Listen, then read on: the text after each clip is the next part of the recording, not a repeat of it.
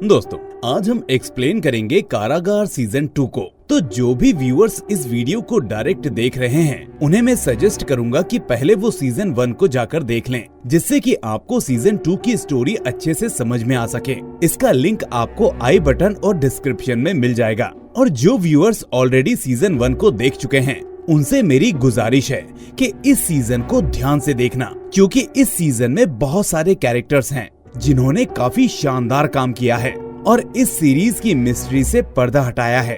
तो चलिए शुरू करते हैं कारागार सीजन 2 का एक्सप्लेनेशन। तो पहले एपिसोड की शुरुआत 1972 से होती है, जहां कुछ नर्स मिलकर एक मरियम नाम की औरत की डिलीवरी करवा रही होती हैं। इस दौरान मरियम की तबीयत खराब होने लगती है और उसका बच्चा भी कोई रिस्पॉन्स नहीं करता। तभी वो नर्स मिलकर मरियम के बच्चे को स्टेबल करती है, लेकिन उसकी हालत लगातार खराब होती जाती है और अब मरियम भी हिलना डुलना बंद कर देती है। इसके बाद ये कहानी दोबारा से वहाँ आ जाती है जहाँ पर सीजन 1 एंड हुआ था। हम देखते हैं कि महा मिस्टीरियस कैदी की लिखी हुई किताब को देख रही होती है। तभी वहाँ पर अचानक से फादर अल्फ्रेड भी आ जाते हैं। महा फादर से पूछती है कि आखिर में ये कैदी है कौन, मुझे इसके बारे में बताइए। तो फादर अल्फ्रेड बताते हैं कि गाजी बाबा दरअसल एक लेखक और हिस्टोरियन है और मेरा दोस्त भी है, जिसका असली नाम डेविड है और वो कनाडा में रहता था। ये सब सुन के महा काफी भड़क जाती है और गुस्सा हो जाती है, क्योंकि 250 साल जिंदा रहने वाली बात सब झूठी थी। यहाँ वो फादर अल्फ्रेड से पूछती है कि उसको कैसे पता चला कि महा पेट से है, क्योंकि ये बात किसी को भी पता नहीं होनी चाहिए। उस पर फादर बोलते हैं, ओह आप प्रेग्नेंट हैं, आइए आप आराम से बैठिए, मैं आपको सब कुछ बताता हूँ। इसके बाद फादर अल्फ्रेड महा को एक छोटे बच्चे की फोटो दिखाते हैं और बताते हैं कि बांग्लादेश में लिबरेशन वॉर के समय मदर टेरेसा रेप विक्टिम्स की मदद करने के लिए यहाँ आई थी, पर सच्चाई कुछ और ही थी। असल में लिबरेशन वॉर के बाद कुछ विक्टिम्स प्रेग्नेंट थी और इन बच्चों को नहीं रखना चाहती थी। ऐसे काफी बच्चों को देखते हुए सरकार ने एक बेबी होम बनाने का सोचा और इंटरनेशनल बेबी अडॉप्शन की योजना बनाई, ताकि कोई भी दूसरे देश का व्यक्ति बच्चों को आसानी से अडॉप्ट कर सके और उनका भविष्य सुधर सके। ज्यादातर बच्चे यूरोप और कनाडा में अडॉप्ट किए गए और डेविड भी उन्हीं में से एक है। वो 19 के दशक में बांग्लादेश आया था ताकि वो अपनी असली माँ को ढूंढ सके। ये सब सुनकर महा फादर अल्फ्रेड से पूछती है, क्या डेविड की माँ भी अभी जेल में है? फादर अल्फ्रेड जवाब देते हैं कि उसकी माँ आज भी कैद में है, पर किसी जेल में नहीं। दूसरी तरफ हम राजेश्वर को डेविड से बात करते हुए देखते हैं, जो डेविड से पूछता है कि उसकी माँ की तबीयत अब कैसी है। लेकिन डेविड पूछता है कि क्या उसे फादर अल्फ्रेड ने कुछ बताया। राजेश्वर बोलता है कि फादर अल्फ्रेड कभी उससे मिलने असाइलम में आया ही नहीं, और क्या फादर अल्फ्रेड उनके साथ काम करने के लिए तैयार हुआ या नहीं। तो डेविड बताता है कि जिस आदमी को उसने पीटा था उसका एक्सीडेंट हो गया है, जिसके कारण सब उससे डरने लगे हैं। तो राजेश्वर उसको बताता है कि इस एक्सीडेंट के पीछे दिया का हाथ है, और ये कोई और नहीं बल्कि वही बुरखे वाली लड़की है जिसको हमने पिछले सीजन में देखा था। यहाँ राजेश्वर किसी मिशन की बात करता है और बोलता है कि मुझे लगता है कि वो मिशन अब पूरा हो गया होगा। राजेश्वर पूछता है कि डेविड और गुलजार की आपस में बात हुई या नहीं। डेविड बताता है कि वो उससे बात करने से पहले ही पकड़ा जा चुका था। उसको उस दिन कैदियों की गिनती होने के बाद जेल में घुसना था और उस दिन गिनती देर से होने के कारण वो वहाँ पर पकड़ा गया और उस एक्सीडेंट के बाद सब उसको बाबा समझने लगे। ये सब सुनकर राजेश्वर कहता है कि उन्हें किसी बाबा के चक्कर में ना पड़कर सीधा एक्शन लेना चाहिए। फिर वो डेविड से कहता है कि वो गुलजार से ज्यादा दूर नहीं है और उसे गुलजार से बात करनी चाहिए। डेविड बताता है कि गुलजार उससे मिलने यहाँ नहीं आया है और ऐसे हालातों में सब कुछ राजेश्वर के हाथ में है। ऐसे में राजेश्वर को उसके साथ मिलकर प्लान समझना होगा ताकि वो मिशन को सही से पूरा कर सके। और इधर डेविड के पास भी अब ज्यादा वक्त नहीं बचा है। इसके बाद डेविड राजेश्वर से कहता है कि फादर अल्फ्रेड और दिया ने पूरे प्लान को समझ लिया है। उसने महा को भी वहाँ भेजा है ताकि वो बातों को उस तक पहुंचाने में मदद कर सके। ये सब सुनकर राजेश्वर बहुत गुस्सा हो जाता है और बोलता है कि उन्हें किसी भी अनजान इंसान को अपना प्लान नहीं बताना चाहिए। डेविड बोलता है कि उसको महा के अंदर भी एक तड़प दिखाई दी है, जैसे कि वो भी किसी को ढूंढ रही हो, इसलिए मुझे उस पर पूरा भरोसा है कि वो मेरी पूरी मदद करेगी। दूसरी तरफ हम महा और फादर अल्फ्रेड को बात करते हुए देखते हैं। यहाँ फादर अल्फ्रेड बताते हैं कि सेल नंबर 145 में 50 साल से एक छुपी हुई सुरंग है इस सुरंग का इस्तेमाल करके डेविड उस सेल में अंदर गया। इसके बाद फादर अल्फ्रेड महा को कुछ और नहीं बताता, पर उससे वादा करता है कि वो उसके पिता को ढूंढने में उसकी मदद करेंगे अगर महा उनकी मदद करती है तो। पर महा इसके लिए राजी नहीं होती। तभी वहाँ पर दिया कुछ कागजों को लेकर आती है और उन कागजों को वो महा को दिखाती है। महा इन कागजों को देखकर बहुत ही चौंक जाती है, क्योंकि ये उसकी माँ के थे जिसके बारे में उसको बिल्कुल भी खबर नहीं थी। और इन कागजों के अनुसार उन्होंने अपनी आधी जायदाद का हिस्सा किसी मेहंदी हसन के नाम पर रखा था। इसके बाद दिया महा को बताती है कि मेहंदी हसन उसके पिता का नाम है, जबकि उसे लगता था कि उसके पिता का नाम सिराजुल हक है। यहाँ दिया और फादर अल्फ्रेड कहते हैं कि ये लोग भी उन्हीं की तरह हैं, जिनको अपने माँ बाप के बारे में कुछ भी नहीं पता, इसलिए वो महा की मदद करना चाहते हैं। फादर अल्फ्रेड महा को सलाह देते हैं कि इन सब के बारे में उसको अपने मामा से पूछना चाहिए। दूसरी तरफ हम असलम को देखते हैं, जो कि अब हॉस्पिटल से वापस आ चुका है। यहाँ सभी उसको बताते हैं कि उसका एक्सीडेंट इसलिए हुआ है क्योंकि उसने गाजी बाबा को मारा पीटा था। पर पहले असलम उन बातों पर विश्वास नहीं करता, पर जब वो देखता है कि सभी एक जैसी बातें कर रहे हैं तो वो फिर से उस कैदी से मिलने जाता है। वहीं डेविड राजेश्वर से बोलता है कि मुझे यहाँ से निकलना होगा। उसके निकलने का पूरा इंतजाम राजेश्वर को ही करना होगा। तभी अचानक से वहाँ पर असलम आ जाता है और ये सब देखकर राजेश्वर बाबा के सामने माथा टेकने का नाटक करने लगता है। दूसरी तरफ हम महा को मुश्ताक के घर के बाहर देखते हैं, जो कि वहाँ उससे मिलने आई होती है। और इसी के साथ पहला एपिसोड यहाँ पर एंड हो जाता है। दूसरे एपिसोड की शुरुआत में हमें 1995 का सीन दिखाया जाता है, जिसमें हमें सबसे पहले डेविड को दिखाया जाता है, जो कि अभी बहुत ही कम एज का है और अपनी माँ को ढूंढते हुए मिशनरी होम आता है और यहाँ पर एक सिस्टर से सोफिया खातून के बारे में पूछता है। सिस्टर कहती है कि उन्हें इस बारे में कुछ भी नहीं पता। ये सुनकर डेविड काफी दुखी हो जाता है। तब सिस्टर कहती है कि तुमको खुश होना चाहिए जो तुमको किसी ने अडॉप्ट कर लिया था, नहीं तो काफी बच्चे ऐसे भी थे जो बस यहीं पर रह गए थे। इसके बाद सिस्टर डेविड को फादर अल्फ्रेड से मिलवाती है, क्योंकि सिस्टर को लगता है कि शायद फादर अल्फ्रेड इस बारे में डेविड की कुछ मदद कर सकते हैं, क्योंकि डेविड पिछले 20 सालों से अपनी माँ की तलाश में लगा हुआ है। इसके बाद अब कहानी वापस प्रेजेंट में आ जाती है। यहाँ हम सबसे पहले महा को देखते हैं, जो मुश्ताक का इंतजार कर रही होती है। थोड़ा इंतजार करने के बाद मुश्ताक अपने घर आता है। महा मुश्ताक को बताती है कि वो उससे बाबा यानी डेविड के कहने पर मिलने आई है, क्योंकि उसको ऐसा लगता है कि डेविड उसकी मदद कर सकता है। यहाँ मुश्ताक महा को समझाता है कि ये कैदी कोई बाबा नहीं बल्कि एक धोखेबाज है। महा कहती है कि ऐसा पहले भी कई बार हो चुका है, क्योंकि पहले के टाइम में काफी संत फकीर लोग लंबे टाइम तक जिंदा रहा करते थे। और महा को भी ये लगता है कि डेविड के अंदर भी ऐसा ही कुछ है, क्योंकि डेविड ने महा की प्रेगनेंसी वाला राज भी खोल दिया था, जो कि अभी तक किसी को नहीं पता था। इसके बाद मुश्ताक की पत्नी पन्ना वहाँ आती है और वो महा को एक कागज का टुकड़ा दिखाती है, जिस पर लिखा होता है कि अगर बाबा जिंदा रहेंगे तभी उनका बेटा जिंदा रहेगा। तभी पन्ना बोलती है कि हो ना हो, बाबा भी इसी गेम का ही हिस्सा है। तभी महा इन लोगों से पूछती है कि उनके लड़के के साथ बाबा का क्या रिश्ता हो सकता है। महा की ये बात सुनकर मुश्ताक थोड़ा हड़बड़ा जाता है और ये बोलकर बात को संभालने की कोशिश करता है कि उसका बेटा अभी विदेश में है। उसके बाद महा फिर से मुश्ताक को बाबा की बात सुनने के लिए बोलती है। दूसरी तरफ हम फिर से जेल का सीन देखते हैं, जहाँ किसी कैदी से मिलने एक वकील आया होता है। यहाँ कैदी वकील से पूछता है कि कोर्ट ने उसकी सजा कम की या नहीं, जिस पर वकील कहता है कि उसको अभी रिहाई नहीं मिल पाएगी। ये सुनकर कैदी काफी दुखी हो जाता है और वकील को बताता है कि मलेशिया में उसके बॉस और उसके दोस्तों ने उससे पीछा छुड़ा लिया है और वो अकेले इस जेल में मरना नहीं चाहता, और ये बात वो अपने परिवार को भी बताने से मना कर देता है। तभी वो वकील कैदी को जेल से निकालने की योजना बनाने लगता है और उसे बताता है कि अब उससे बात करने के लिए कोई और आएगा। वहीं दूसरी तरफ अस्पताल में महा अपने मामा को अपनी माँ का वो बिल दिखाती है और उनसे मेहंदी हसन के बारे में पूछने लगती है। मेहंदी हसन का नाम सुनते ही उसके मामा काफी गुस्से में आ जाते हैं और महा से बोलते हैं कि मुझे इस बारे में कुछ भी नहीं पता।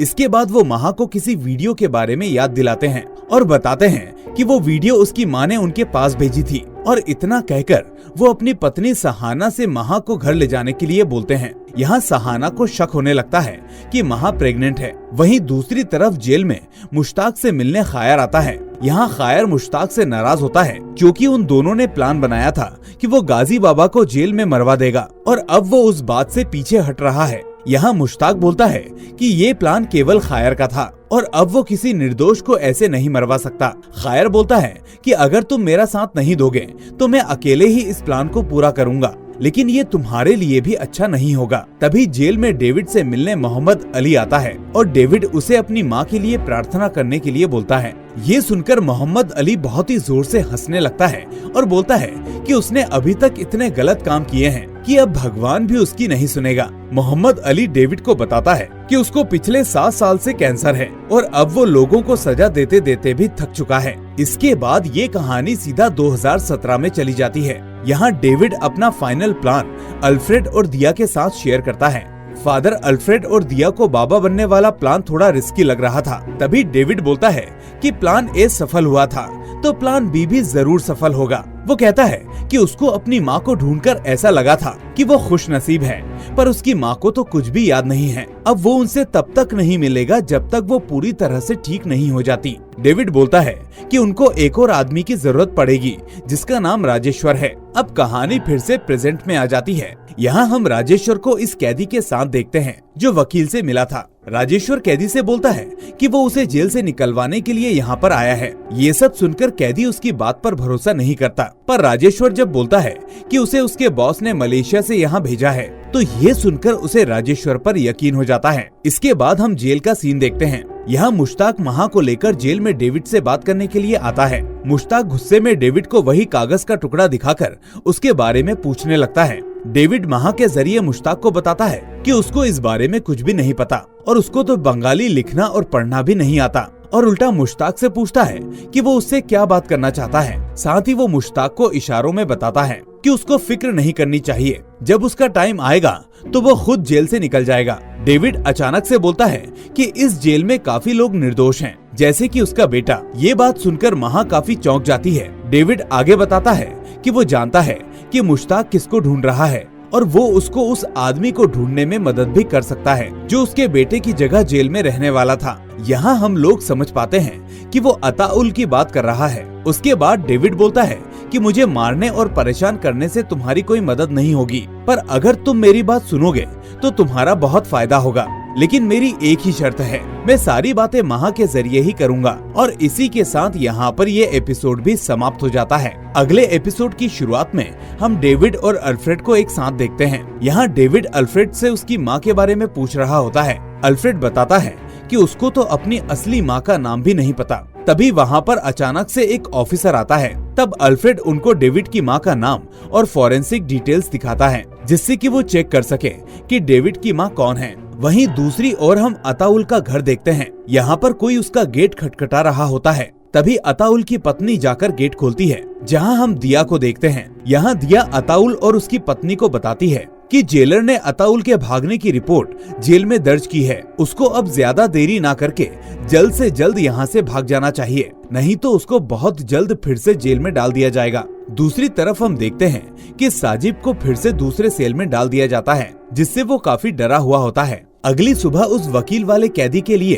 एक आदमी खाना लेकर आता है और उस कैदी से बोलता है कि वो अपने वकील से कहकर एक दूसरे कैदी को जेल से रिहा करवा दे। ये बात सुनकर वो कैदी काफी गुस्से में आ जाता है और बोलता है कि वो कोई अमीर नहीं है जो हर किसी को छुड़वाने के लिए पैसे खर्च कर सके, और इतना कहकर उसे वहाँ से भगा देता है। आगे हम देखते हैं कि कुछ कैदी मिलकर असलम को घेर लेते हैं, क्योंकि उसने डेविड यानी उनके बाबा को काफी भला बुरा बोल दिया था। और इसी भीड़ में हम राजेश्वर को भी देख पाते हैं, जो कि भीड़ को भड़काने का काम करता है। बाबा को बेइज्जत करने के बदले वो सारे कैदी मिलकर असलम को सर के बल बाबा से माफी मांगने के लिए बोलते हैं। वहीं महा डॉक्टर के पास अपना अबॉर्शन कराने के लिए आती है, तो डॉक्टर उसे ऐसा करने से मना करते हैं क्योंकि इसमें खतरा था। तभी दिया वहाँ आ जाती है और महा से पूछती है कि क्या डेविड ने उसे नए प्लान के बारे में कुछ बताया। तो महा कहती है कि डेविड से मिलना थोड़ा मुश्किल हो गया है। तभी वो महा से उसके पिता के बारे में पूछती है, तो महा बताती है कि उसने अपने मामा से इस बारे में बात की थी, पर उनको इस बारे में कुछ भी नहीं पता। इसके बाद दिया महा से अताउल के बारे में बात करने को बोलती है, क्योंकि अताउल उनके प्लान का एक मुख्य हिस्सा है। वहीं राजेश्वर जेल में डेविड से मिलने जाता है और पूछता है कि उसने उस कैदी से बात की या नहीं। राजेश्वर कहता है कि उसने मलेशिया वाली बात को बोला तो था, पर उसे अभी तक पूरा विश्वास नहीं हुआ है। डेविड बोलता है कि उन्हें अब जो भी करना है जल्दी करना होगा, क्योंकि उसके पास अब जेल से निकलने का कोई और दूसरा रास्ता नहीं है। राजेश्वर पूछता है कि उस सुरंग का क्या हुआ, तो डेविड बताता है कि सुरंग को जेल के अंदर से नहीं खोला जा सकता।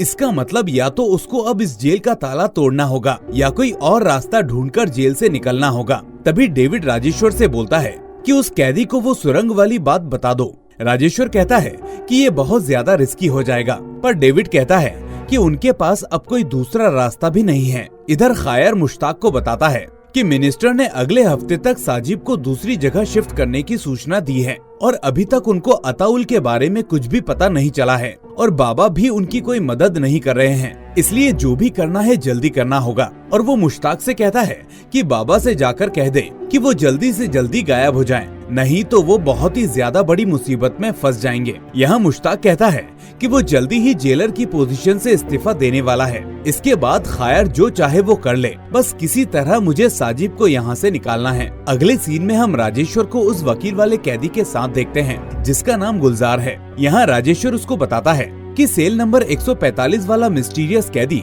कोई बाबा नहीं है, वो एक टनल के जरिए यहाँ आया है और उन्हीं ने मुझे तुम्हें यहाँ से भगाने के लिए भेजा है। और वो कोई गूंगा नहीं है, उसे सारी भाषाएं आती हैं। यहाँ गुलजार को राजेश्वर की बातों पर यकीन हो जाता है और इसी के साथ यहाँ पर ये तीसरा एपिसोड भी समाप्त हो जाता है। अब फोर्थ एपिसोड की शुरुआत में हम डेविड और फादर अल्फ्रेड को एक बूढ़े आदमी से बात करते हुए देखते हैं। यहाँ अल्फ्रेड उस बूढ़े आदमी से सोफिया खातून के बारे में पूछने लगता है, क्योंकि उसके साथ जो दूसरा लड़का डेविड है वो सोफिया का बेटा है। बूढ़ा आदमी ये सब सुनकर बहुत चौंक जाता है, क्योंकि डेविड सोफिया के बेटे की उम्र का नहीं बल्कि उसके पोते की उम्र का लगता है। और वो पूछता है कि ये इतने साल तक कहाँ था। अल्फ्रेड बताता है कि डेविड अभी तक विदेश में रहता था और यहाँ अपनी माँ को ढूंढने के लिए आया है। उसके बाद वो बूढ़ा आदमी बताता है कि उसके आने का अब कोई फायदा नहीं, क्योंकि सोफिया की बहुत ही पहले मौत हो चुकी है। हाँ, पर उसकी 2 बेटियां जरूर हैं, जिनमें से एक गुलाबपुरा में अपने पति के साथ रहती है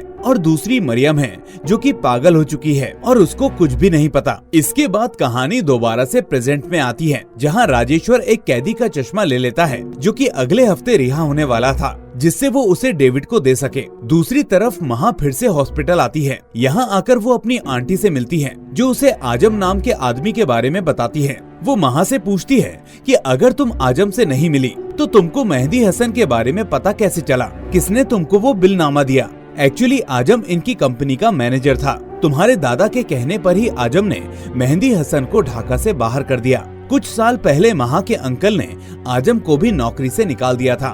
वहीं जेल में गुलजार से वापस उसका वकील मिलने आता है। यहाँ गुलजार अपने वकील को राजेश्वर के बारे में सब कुछ बताता है कि वो लोग मुझे जेल से निकालना चाहते हैं। वकील कहता है कि क्या आपने फिर उस आदमी से बात की? अगर नहीं की तो कर लो, क्योंकि ये बात मुझे भी पता है कि वो आपकी इसमें मदद कर सकता है। इसके बाद हम फिर से फ्लैशबैक में चले जाते हैं और यहाँ फादर अल्फ्रेड एक वकील को देखते हैं जिसका नाम दीदार होता है। यहाँ डेविड दीदार से पूछता है कि गुलजार को किस जुर्म के लिए जेल में रखा गया है। दीदार बताता है कि ये इंसान बहुत पावरफुल गैंग का हिस्सा था और उसने 15 साल पहले एक मर्डर किया था। पासपोर्ट एक्सचेंज करने के जुर्म में वो पकड़ा गया और तब से ये जेल में है। दीदार बताता है कि वो खुद गुलजार के अगेंस्ट केस लड़ रहा है और उसकी यही कोशिश है कि वो किसी भी हालत में जेल से बाहर ना आ सके। गुलजार को लगता है कि वो उसके साथ में है। इसी बात का फायदा दीदार उठा रहा है, नहीं तो इतना बड़ा पावरफुल आदमी कब का बाहर आ चुका होता। ये सब सुनकर डेविड दीदार से बोलता है कि गुलजार को हर हाल में जेल से बाहर निकलवाना है,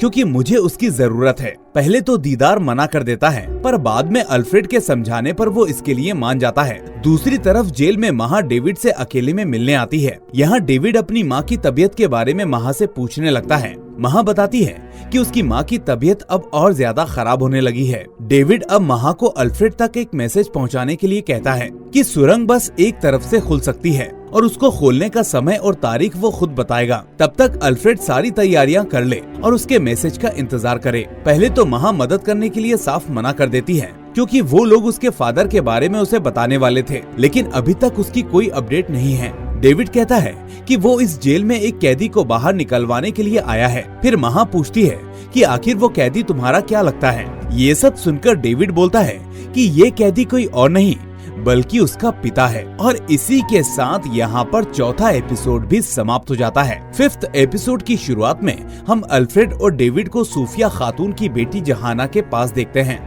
यहाँ अल्फ्रेड जहाना को डेविड के बारे में बताता है। सच्चाई जानकर जहाना डेविड को देखकर बहुत ही रोने लगती है और बताती है कि वो कोई और नहीं बल्कि डेविड की मौसी हैं और सोफिया उसकी नानी थी और लड़ाई के समय सोफिया ही डेविड को अनाथालय में छोड़कर आई थी। साथ ही वो बताती है कि तुम्हारी माँ का नाम मरियम है और अब उनसे मिलने का कोई फायदा नहीं। मरियम अब पागल हो चुकी है और पास के ही गांव में एक अस्पताल में एडमिट है। इस वक्त वो किसी से बातचीत की हालत में नहीं है और रात दिन बस एक ही नाम लेती रहती हैं, गुलजार। वहीं प्रेजेंट डे में महा बाहर आकर मुश्ताक से कहती है कि अताउल भी इसी कंट्री में मौजूद है और उस वक्त वहाँ पर अशफाक भी मौजूद होता है। दूसरी तरफ राजेश्वर गुलजार को वो चश्मा देकर बाबा के पास जाने के लिए कहता है। बाकी सब कुछ उसे वहीं पता चल जाएगा। यहाँ से कहानी वापस फ्लैशबैक में जाती है। यहाँ अल्फ्रेड और डेविड उस वकील के साथ बात कर रहे होते हैं। वकील कहता है कि गुलजार आज भी जेल में है और वो उम्र भर उस जेल में ही रहेगा। डेविड कहता है कि उसे हर साल अपने माँ के सामने गुलजार को लाकर खड़ा करना है ताकि उसकी माँ उसे देख सके। वहीं प्रेजेंट डे में गुलजार डेविड से मिलने आता है और उससे उसके प्लान के बारे में पूछता है। डेविड उसे बड़ी चतुराई से बताता है कि वो कैसे उसे सेल नंबर 145 की सुरंग के रास्ते से बाहर निकालने वाला है। गुलजार कहता है कि वो आखिर सेल नंबर 145 के अंदर आएगा कैसे, क्योंकि बाहर से ताला लगा हुआ है। डेविड पूछता है कि क्या राजेश्वर ने उसे कोई हथियार दिया है, तो गुलजार उसे वही चश्मा दिखाता है। डेविड बोलता है कि आज रात को हम एक छोटा सा ट्रायल करेंगे और अगर सब कुछ प्लान के अकॉर्डिंग रहा तो कल शाम को वो सब यहाँ से भाग जाएंगे। दूसरी तरफ महा अल्फ्रेड और दिया तक वो सुरंग वाला मैसेज पहुँचा देती है। तभी अल्फ्रेड महा की बातों को बीच में रोककर कहता है कि डेविड से कहो कि अब मिशन को अबॉर्ट करना होगा, वो खुद अकेला बाहर निकले, गुलजार को लाने की कोई जरूरत नहीं है। साथ ही वो महा को अताउल का पता देते हुए कहता है कि ये एड्रेस तुम जेलर को दे दो, कल सुबह दिया तुमको आजम के पास ले जाएगी। महा पूछती है कि अचानक ये मिशन कैंसिल क्यों कर दिया, तो दिया बताती है कि डेविड की माँ मर चुकी है। वहीं अशफाक और मुश्ताक अताउल के पुराने पते पर जाते हैं, लेकिन अताउल पहले ही अपनी फैमिली को लेकर वहाँ से भाग चुका था।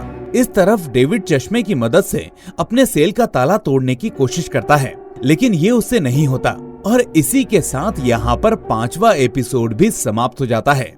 6ठे एपिसोड में जहाना बताती है कि जब मरियम के साथ ये हादसा हुआ तब बांग्लादेश में लड़ाई बस शुरू हुई थी। उस समय जहाना बस 12 साल की थी। उसकी आंखों के सामने गांव के सरपंच के बेटे गुलजार ने उसकी बहन के साथ दुष्कर्म किया, जिसकी वजह से मरियम पूरी तरह से टूट गई और फिर कभी संभल नहीं पाई। और जब तक वॉर खत्म हुई तब तक मरियम 8 महीने की प्रेग्नेंट थी। ये सब जानकर डेविड मरियम का पता पूछने लगता है और इधर प्रेजेंट डे में गुलजार डेविड के पास आकर पूछने लगता है कि क्या तुमने ये ताला खोल लिया। डेविड कहता है कि तुम जल्दी से जाकर राजेश्वर से कहो कि मुझे फौरन आकर मिले, एक बड़ी इमरजेंसी है। गुलजार पूछता है कि वो जेल से बाहर निकल तो जाएगा ना, तो डेविड उसको समझाता है कि वो उसे जेल से बाहर निकाल कर ही रहेगा। यहाँ डेविड राजेश्वर से कहता है कि अब उसे किसी भी तरीके से वार्डन के हाथ से चाबी चुरानी होगी। राजेश्वर बोलता है कि ये काम गुलजार के लिए आसान होगा, क्योंकि वो यहाँ पर वीआईपी सेल में रहता है और कई अफसर से उसकी जान पहचान भी है। पर गुलजार ये सब करने के लिए साफ मना कर देता है और बोलता है कि वो इन सब से दूर रहना चाहता है। इस पर राजेश्वर गुलजार से पूछता है कि आखिर चाबियां रहती कहाँ पर हैं। गुलजार बताता है कि सारी चाबियां ऑफिस में होती हैं और बस दिन में एक बार सुबह और शाम को गार्ड के हाथ में दी जाती हैं, ताकि कैदियों की गिनती की जा सके। इसके बाद डेविड प्लान बनाता है और राजेश्वर से कहता है कि शाम को गुलजार को कोई हंगामा करना होगा, ताकि सारे गार्ड का ध्यान भटक सके और इन सब के बीच वो चाबी भी चुरा लेंगे। इधर मोहम्मद अली से मिलने के लिए कोई आदमी आता है और उसे बताता है कि शायद उसकी चिट्ठियां काम कर गई हैं। इस तरफ दिया महा को लेकर आजम के पास आती है और यहाँ आकर महा को अपने पिता के बारे में कुछ बातें पता चलती हैं। दरअसल महा की माँ और मेहंदी हसन दोनों ही गूंगे थे और साथ में एक ही स्कूल में पढ़ाया करते थे, जहाँ दोनों एक दूसरे को पसंद करने लगे, जिसके चलते तुम्हारी माँ प्रेग्नेंट हो गई। और जब ये बात तुम्हारे नाना को पता चली तो उनको लगा कि तुम भी तुम्हारे माँ बाप की तरह गूंगी पैदा हो सकती हो, इसलिए तुम्हारे नाना ने तुम्हारी माँ की शादी मेहंदी हसन से ना करवाकर शादी के कुछ समय बाद ही सिराजुल लीबिया चला गया, जहाँ उसकी मृत्यु हो गई। उस वक्त मेहंदी हसन को भी ये नहीं पता था कि तुम्हारी माँ प्रेग्नेंट थी, तुम्हारे नाना के कहने पर ही मैंने मेहंदी हसन को मार पीट कर ढाका से बाहर निकाल दिया। एक दिन तुम्हारी माँ ने जिद की तो मुझे उन्हें मेहंदी हसन के पास ले जाना पड़ा, लेकिन वहाँ जाकर पता चला कि मेहंदी हसन ने किसी और से शादी कर ली है। ये जानकर तुम्हारी माँ मेहंदी हसन से बिना कोई बात किए वहाँ से वापस चली आई और आज तक मेहंदी हसन को तुम्हारी सच्चाई के बारे में कुछ भी नहीं पता। इसके बाद आजम पूछता है कि क्या वो अपने असली पिता से मिलना चाहेगी, जिसे सुनकर महा बिल्कुल शांत हो जाती है और कुछ नहीं बोलती। वहीं थोड़ी देर बाद महा वापस से डेविड से मिलने आती है और कहती है कि फादर अल्फ्रेड कल वो टनल ओपन करेगा, इसलिए तुम सारी तैयारियां कर लो। इन्हीं बातों के बीच महा डेविड से कहती है कि माँ मर चुकी है। ये सुनकर डेविड समझता है कि शायद महा अपनी माँ के बारे में बात कर रही है, इसलिए वो उसे गले लगाकर सांत्वना देने लगता है। बाद में महा कहती है कि मेरी माँ नहीं, आपकी माँ। अल्फ्रेड और दिया आपकी माँ की बॉडी को ढाका लाने वाले हैं। आपके जेल से निकलने के बाद ही उनका फ्यूनरल होगा। अपनी माँ के बारे में ये खबर सुनकर बेचारा डेविड टूटकर बिखर जाता है। इसके बाद महा मुश्ताक को अताउल का असली पता देती है और बताती है कि उसे ये बाबा ने दिया। मतलब वो मुश्ताक को ऐसा यकीन दिलाती है और अताउल उन्हें दिया की कही सारी बातें बता देता है, पर ये दोनों अताउल की बात पर विश्वास नहीं करते। दूसरी तरफ राजेश्वर मोहम्मद अली और बाकी सभी को बताता है कि असलम ने उसे बहुत मारा है और उन सबका अब बाबा से मिलना भी बंद करने वाला है। और ये सब बोलकर राजेश्वर उन सारे कैदियों को भड़काने लगता है। ये सुनकर कैदी काफी भड़क जाते हैं और वो सब मिलकर एक फैसला करते हैं कि वो आज शाम मिलकर असलम के खिलाफ आंदोलन करेंगे और उसे सबक सिखाएंगे। दूसरी तरफ हम डेविड को बहुत ही बुरी हालत में देखते हैं। तभी उससे मिलने वहाँ मोहम्मद अली आता है और उसका हालचाल पूछता है। डेविड परेशान होकर बताता है कि अब उसकी माँ इस दुनिया में नहीं रही। तभी मोहम्मद अली बताता है कि जिस आदमी को उसने आखिरी बार फांसी पर चढ़ाया था, तब वो आदमी बोल रहा था कि उसे बस 2 दिन और जिंदा रहना है, लेकिन उसने उसकी बात नहीं सुनी और अगले दिन उसकी बेटी का जन्मदिन था। जिस खुशी में उसने जेल में मिठाइयाँ बांटी थी और जिस बच्चे के पिता को पिछले दिन उसने सूली पर चढ़ाया था, वो मिठाई को चख ना सका। डेविड बोलता है कि वो भी बस अपनी माँ को 2 दिन और जिंदा देखना चाहता था ताकि वो उनको तसल्ली दिला सके। मोहम्मद अली बोलता है कि वो भी उस कैदी की बेटी को न जाने कब से चिट्ठी भेज रहा है ताकि वो उन चिट्ठियों को देख सके और मोहम्मद अली को थोड़ी तसल्ली मिल जाए। इसके बाद हम देखते हैं अशफाक और मुश्ताक को, जो अताउल को लेकर जेल में आते हैं और मुश्ताक अपने बेटे की जगह उसे जेल में डालने का फॉर्म भरने लगता है। तभी यहाँ पर खायर आता है और उसे अपना इस्तीफा वाले कागज पर साइन करने के लिए बोलने लगता है। उसका बेटा साजिब अब बच जाएगा, लेकिन वो मिस्टीरियस कैदी को उसकी जगह दिखाना चाहता है। मुश्ताक उससे बोलता है कि वो एक दिन रुक जाए, वो एक दिन बाद इस कागज पर साइन कर देगा ताकि उसका बेटा इन सब से बाहर निकल सके। लेकिन खायर नहीं मानता और अशफाक भी उसे नहीं रोक पाता। बाद में मजबूरी में मुश्ताक को अपने रेजिग्नेशन लेटर पर साइन करना पड़ता है। अगले सीन में मोहम्मद अली खुद को फांसी लगा लेता है और इसी के साथ छठा एपिसोड समाप्त होता है। 7th एपिसोड की शुरुआत में हम डेविड और अल्फ्रेड को एक साथ देखते हैं, जो उसकी माँ से मिलने दूसरे गांव तक पहुँच चुके होते हैं। डेविड कहता है कि इन सब के बाद वो अल्फ्रेड के परिवार को भी जरूर ढूंढेगा। वहीं दूसरी तरफ जेल में भी काफी अफरा तफरी मची होती है, क्योंकि मोहम्मद अली ने खुद को फांसी लगा ली थी और उसके शरीर को अब पोस्टमार्टम के लिए भेजा जाता है। पर कैदी ऐसा नहीं चाहते थे कि मोहम्मद के शरीर पर कोई खरोच आए। सभी कैदी इकट्ठा होकर ऑफिसर से बोलते हैं कि मोहम्मद अली के मृत शरीर को उन्हें दे दिया जाए। वो सब मिलकर उसका अंतिम संस्कार करेंगे, नहीं तो इस जेल को एक जंग के मैदान में बदल दिया जाएगा। ऐसा कहकर वो मोहम्मद अली ने जिस रस्सी से फांसी लगाई थी उसको अपने साथ ले जाते हैं। वहीं महा दिया और अल्फ्रेड को बताती है कि डेविड अकेले जेल से बाहर निकलने के लिए मान गया है। तो दोनों उससे पूछते हैं कि अब डेविड की हालत कैसी है। तो महा कहती है कि अब डेविड की हालत काफी ठीक है। यहाँ दिया महा को उसके पिता से मिलवाने की बात करती है, लेकिन महा इसके लिए साफ इनकार कर देती है, क्योंकि अब वो अपने पिता से नहीं मिलना चाहती थी और वो अब मान चुकी थी कि इस दुनिया में बस उसका बच्चा ही उसका सब कुछ है। और इतना कहकर वो दिया को उसकी मदद करने के लिए धन्यवाद बोलती है और गले से लगा लेती है। तभी अशफाक दिया और महा को एक साथ देख लेता है और उसे वो बुरके वाली बात भी याद आ जाती है। वो फौरन उनका फोटो लेकर मुश्ताक को भेजता है और उसे फोन करने की कोशिश करने लगता है। इसी के साथ साथ हम दीदार और गुलजार को एक साथ देखते हैं। यहाँ गुलजार दीदार को बताता है कि कैसे डेविड और गुलजार शाम को एक साथ बाहर निकलने वाले हैं। जिसके लिए सारा इंतजाम पहले से ही हो चुका है। ये सुनकर दीदार चौंक जाता है और पूछता है कि डेविड ने उसे ये सब कब और कहाँ बताया। गुलजार बताता है कि आज सुबह ही डेविड ने ये सारा प्लान गुलजार के साथ शेयर किया है और गुलजार को साथ ले जाने की भी बात कही है। दीदार जल्दी से ये सारी बात अल्फ्रेड को बताता है। ये सब जानकर अल्फ्रेड कुछ समझ नहीं पाता, क्योंकि प्लान के अकॉर्डिंग आज शाम को डेविड को वहाँ से अकेले निकलना था। इसके बाद हम जेल के अंदर राजेश्वर के साथ एक कैदी को देखते हैं जो कहता है कि वो आज शाम को बाबा से मिलना चाहता है। तो राजेश्वर बोलता है कि बाबा बहुत ही जल्दी उनके साथ रहने वाले हैं और उसे उनसे मिलने के लिए परेशान नहीं होना पड़ेगा। दूसरी तरफ डेविड से मिलने मोहम्मद अली की तरफ से एक खास कैदी आता है जो उसे बताता है कि मोहम्मद अली ने मरने से पहले अपनी सारी चीजों को जला दिया और बस एक पोटली छोड़ गया था। मोहम्मद अली चाहता था कि ये पोटली डेविड को दे दी जाए। ये कहते हुए वो ये पोटली डेविड को दे देता है और उसे इसको संभाल कर रखने के लिए बोलकर चला जाता है। इसके बाद हम डेविड को उस पोटली को खोलते हुए देखते हैं, लेकिन हमें इसके अंदर कुछ भी नहीं दिखाया जाता। तभी राजेश्वर डेविड के पास आता है और डेविड उसे भी साथ चलने के लिए बोलता है, लेकिन राजेश्वर इसके लिए मना कर देता है क्योंकि उसका इस जेल में अभी काफी काम बाकी रह गया था। वहीं हम डेविड को जेल की दीवार पर काफी बड़ी तितली बनाते हुए देखते हैं, जिसके अंदर उसने काफी सारे नाम लिखे होते हैं।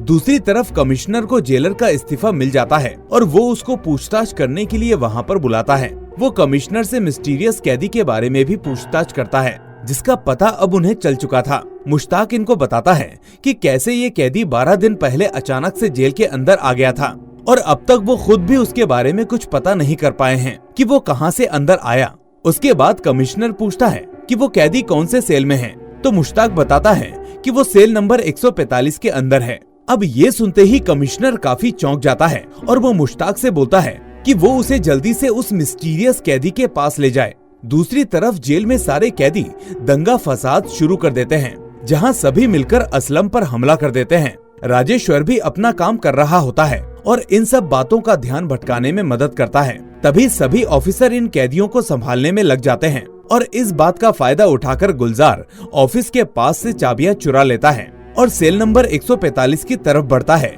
जिसमें डेविड को रखा गया था। सेल के अंदर डेविड सुरंग का रास्ता साफ कर रहा होता है और अब तक अल्फ्रेड ने भी दूसरी तरफ से सुरंग का दरवाजा खोल दिया था। मुश्ताक और कमिश्नर अभी रास्ते में होते हैं। तभी मुश्ताक को पता चलता है कि जेल में अफरा तफरी मच चुकी है। तभी कमिश्नर मुश्ताक को बताता है कि सेल नंबर 145 के अंदर एक टनल है और इस बात का पता पूरी जेल में उसके सिवा किसी को नहीं है। ये सुनकर मुश्ताक काफी चौंक जाता है और वो अपने मोबाइल में एक फोटो देखता है, जिस फोटो को अशफाक ने भेजा था। वहीं जेल में गुलजार डेविड के सेल का ताला खोलकर अंदर आता है और वहां आकर वो मरियम का नाम पढ़ लेता है, जिसे पढ़ने के बाद उसे काफी झटका लगता है। तभी पीछे से डेविड उसके गले में मोहम्मद अली की दी गई रस्सी उसके गले में डालता है और हम समझ पाते हैं कि मोहम्मद अली ने उसके लिए उस पोटली में क्या छोड़ा था। फ्लैशबैक में डेविड को याद आता है कि कैसे वो और अल्फ्रेड मरियम से मिलने गए थे और मरियम कैसे उसे पहचान नहीं पाई थी और आज भी 1971 में हुए हादसे के गम में थी। डेविड को देखकर वो बोलती है कि तुम लोग शहर से आए हो, ये लो 10 रुपए और मेरे लिए बंदूक ला दो, मुझे किसी को मारना है, बंदूक तो शहर में ही मिलती है ना। अपनी माँ की बातों को याद करते हुए डेविड फाइनली अब उसी रस्सी से गुलजार को मार देता है। वहीं अब इधर जेल में भी सब कुछ शांत हो चुका था। मुश्ताक और कमिश्नर भी जेल पहुंच चुके थे, पर जैसे ही वो सेल नंबर 145 तक पहुंचते हैं तो देखते हैं कि वहां पर गुलजार की लाश लटकी हुई है और डेविड वहां से भाग चुका है। और इसी के साथ ये शानदार सीरीज भी एंड हो जाती है। तो शॉर्ट में अगर मैं आपको बताऊं तो डेविड कोई अनवांटेड चाइल्ड नहीं था। गुलजार ने मरियम के साथ दुष्कर्म किया, जिससे डेविड पैदा हुआ। मरियम के पागल हो जाने की वजह से डेविड की नानी सोफिया खातून ने डेविड को एक ऑर्फनेज में डाल दिया, जहां कनाडा की एक फैमिली ने आकर डेविड को अडॉप्ट कर लिया। 25 साल बाद आकर डेविड ने अपनी मां की तलाश की। इसी बीच डेविड के साथ कुछ लोग जुड़ने लगे, दिया, अल्फ्रेड, राजेश्वर। तो पूरी जांच पड़ताल करने पर डेविड को यही पता चला कि गुलजार ही उसका फादर है। तो इसी के बाद डेविड ने डिसाइड कर लिया था कि वो गुलजार को जेल से बाहर लाकर मरियम के सामने माफी मंगवाएगा और फिर वो उसे अपनी माँ के सामने मार देगा। इसलिए वो एक टनल के जरिए उस जेल में एंटर हुआ, लेकिन अंत आते आते क्योंकि उसकी माँ जिंदा ही नहीं रही तो गुलजार को बाहर लाने का कोई फायदा नहीं था। इसलिए उसने गुलजार को जेल में ही खत्म कर दिया और इस सब के बीच मुश्ताक और महा की भी थोड़ी बहुत कहानी दिखाई जाती है। तो यही थी ओवरऑल स्टोरी। तो दोस्तों, आपको ये सीरीज कैसी लगी हमें कमेंट करके जरूर बताएं। साथ ही वीडियो अगर पसंद आई हो तो वीडियो को लाइक करके अपने दोस्तों के साथ शेयर करना ना भूलें। साथ ही अगर नए हैं तो चैनल को तुरंत सब्सक्राइब कर लीजिए। हम फिर मिलेंगे एक और ऐसी ही शानदार कहानी के साथ। Till then, take care and thanks for watching.